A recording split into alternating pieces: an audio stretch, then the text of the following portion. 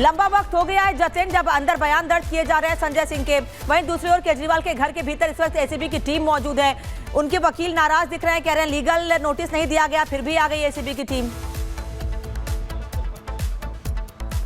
आज बिल्कुल देखिए तकरीबन 1.5 घंटे से भी ज्यादा का समय अब बीतने को है। संजय सिंह अंदर मौजूद है। सबसे पहले उनकी लिखित शिकायत एसीबी ने ली है और उसके बाद अब उनके स्टेटमेंट को भी दर्ज किया जा रहा है। तमाम जो सवाल जवाब एसीबी की टीम संजय सिंह से जानना चाह रही थी, उन सभी सवाल जवाब को संजय सिंह से एक तरीके से कन्फ्रंट कराया जा रहा है और पूछताछ जो है वो उनसे साफ तौर पर की जा रही है। उनसे ये सभी पूछा जा रहा है कि आपको इस बारे में जानकारी किन किन लोगों ने दी, आपको क्या कुछ पता है, उसके बाद आपने कोई लीगल एक्शन क्यों नहीं लिया गया। उनसे उन नंबर्स के बारे में भी जानकारी जुटाई जा रही है कि किन नंबर से आपके विधायकों को फोन पहुंचा, उन्होंने क्या बातचीत की, आपने कोई कॉल रिकॉर्डिंग की है या नहीं की, अगर नहीं की तो कॉल रिकॉर्डिंग क्यों नहीं कर पाए, अगर उन लोगों से आपकी बातचीत हो रही थी तो वो खुद को अगर बीजेपी का बता रहे थे तो आपने और क्या सवाल जवाब उनसे किए। ये तमाम ऐसे सवाल हैं जो कि संजय सिंह से साफ तौर पर पूछे जा रहे हैं। दूसरी तरफ संजय सिंह से यह भी पूछा जा रहा है, जो बीजेपी लगातार एलिगेशन लगा रही है कि अरविंद केजरीवाल को इस बारे में जानकारी किसके द्वारा दी गई। अरविंद केजरीवाल ने आज सुबह जब मीडिया से रूबरू हुए तो उन्होंने जो बातें की उसके पीछे आधार क्या है,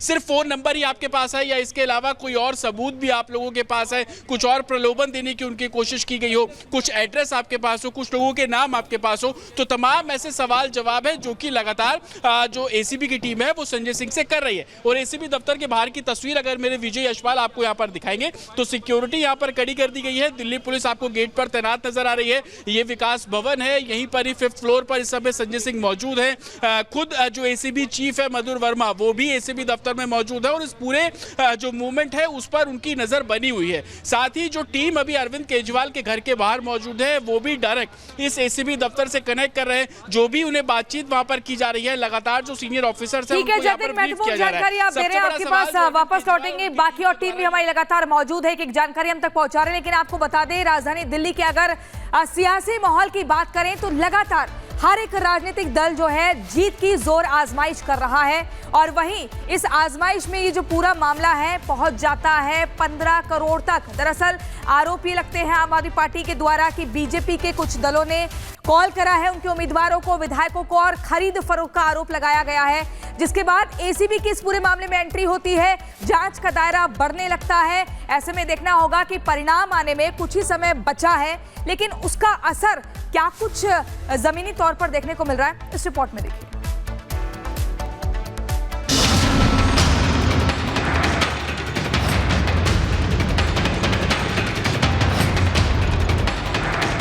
राजधानी दिल्ली में एग्जिट पोल के बाद और चुनावी नतीजों से पहले बड़ी सियासत हलचल देखने को मिल रही है।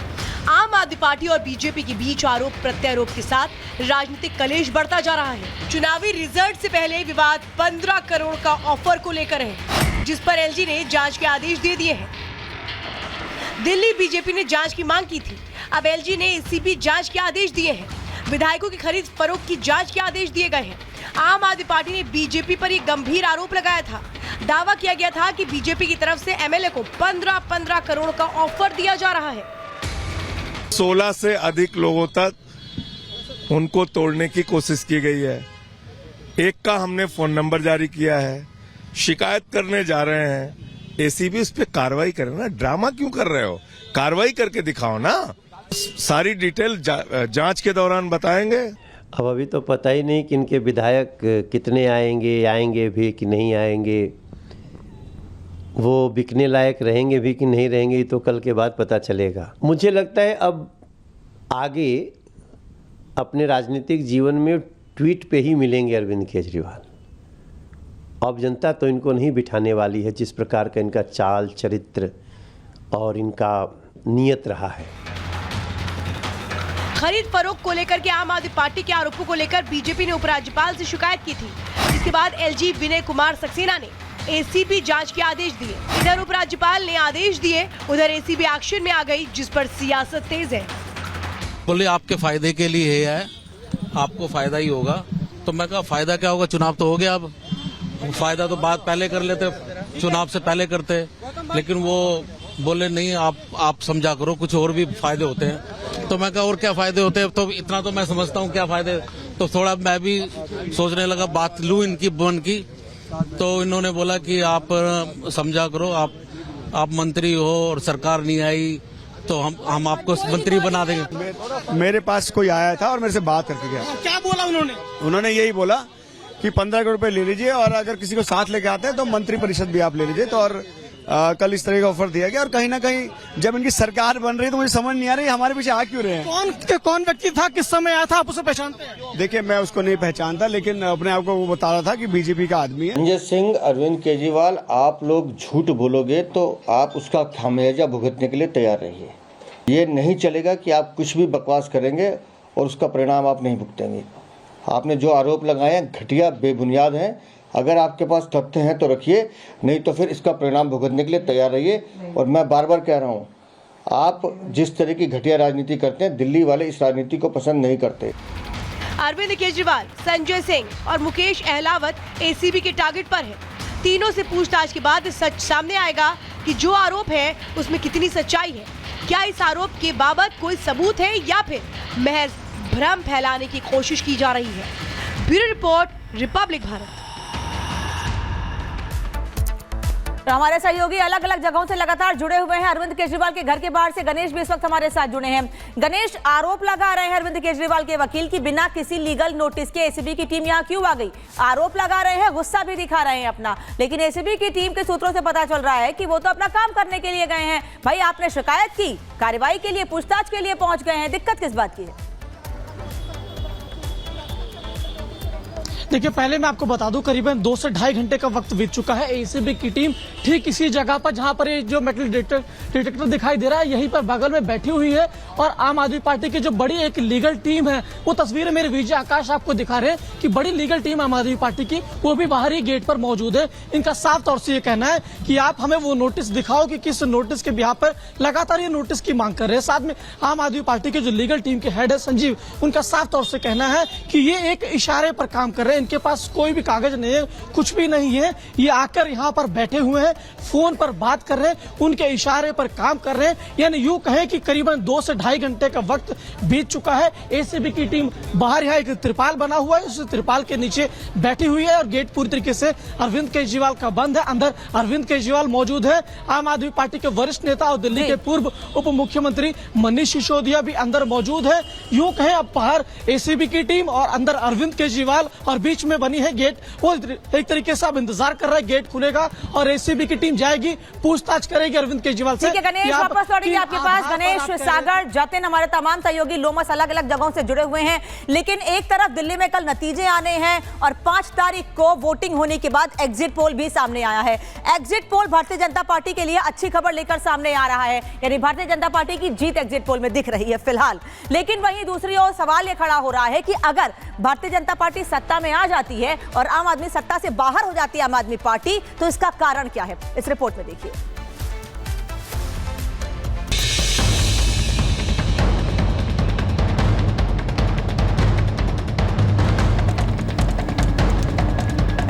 देश में ज्यादातर एग्जिट पोल दिल्ली में बीजेपी की सरकार बनने का दावा कर रहे हैं। सभी सर्वेज में बीजेपी को बहुमत से ज्यादा सीटें मिलती नजर आ रही हैं। तो वहीं आंकड़ों में पिछले 11 साल से सत्ता पर काबिज आम आदमी पार्टी की सीट 2013 के चुनावों से भी कम नजर आ रही है। दिल्ली के जनता के दिल पर कौन राज करेगा, इसका फैसला चंद घंटों में हो जाएगा। लेकिन अब ये भी समझना जरूरी है कि ये एग्जिट पोल एग्जैक्ट हुआ तो ऐसा क्यों हुआ होगा। पहली वजह एंटी इनकम्बेंसी फैक्टर। आम आदमी पार्टी पिछले 11 साल से दिल्ली पर राज कर रही है। माना जा रहा है कि आप सरकार के खिलाफ जो जनता का गुस्सा था वो अंडरकरेंट रहा, यानी एंटी इनकम्बेंसी का असर तो था लेकिन वो बाहर दिखाई नहीं पड़ा।